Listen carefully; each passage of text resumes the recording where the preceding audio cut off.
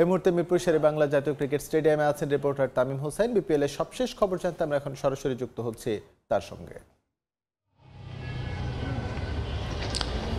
এবারের মাঠের বাইরের বিপিএল নিয়ে কিন্তু অনেক বিতর্কই শোনা গেছে, তবে মাঠের খেলায় কিন্তু এবারের বিপিএল আসলে অন্যবারের চেয়ে একটু আলাদাই বলা যায়। বিশেষ করে আমরা যদি প্লে অফের ম্যাচগুলোর কথা বলি, লো স্কোরিং ম্যাচ হয়েছে, কিন্তু সবচেয়ে বড় অঘটন যেটা রংপুর রাইডার্স কিন্তু অ্যান্ড্রু রাসেলদের নিয়েও প্লে অফের রেস থেকে ছিটকে গেছে। তো সে জায়গায় কিন্তু খুলনা টাইগার্স এসেছে এবং তাদের যেই বিদেশি ক্রিকেটার রয়েছেন তারা কিন্তু আমরা যদি বলি হেটম্যানের কথা, আগের ম্যাচে কিন্তু তাকে মাঠে নামাই প্রয়োজন হয়নি।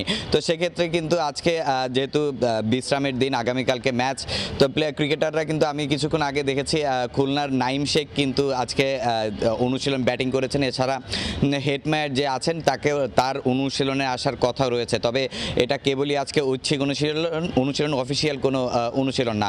অন্যদিকে যদি আমরা চট্টগ্রামের কথা বলি, চট্টগ্রাম কিন্তু দ্বিতীয় কোয়ালিফায়ার খেলবে খুলনার বিপক্ষেই। তো চট্টগ্রাম কিন্তু আজকে তাদের কোনো অনুশীলনই রাখেনি এবং তাদের আজকে কোনো ঐচ্ছিক অনুশীলনও কিন্তু আজকে নেই।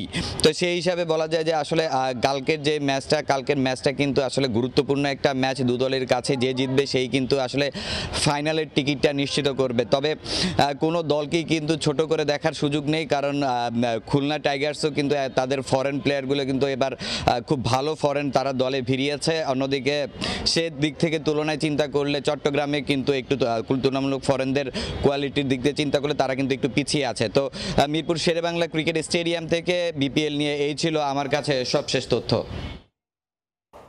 তামিম আমাদের সঙ্গে যুক্ত হয়েছিলেন মিরপুর থেকে, জানাচ্ছিলেন আগামীকাল যে বিপিএল এর দ্বিতীয় কোয়ালিফায়ার রয়েছে তার আগে টিমগুলোর সবশেষ তথ্য।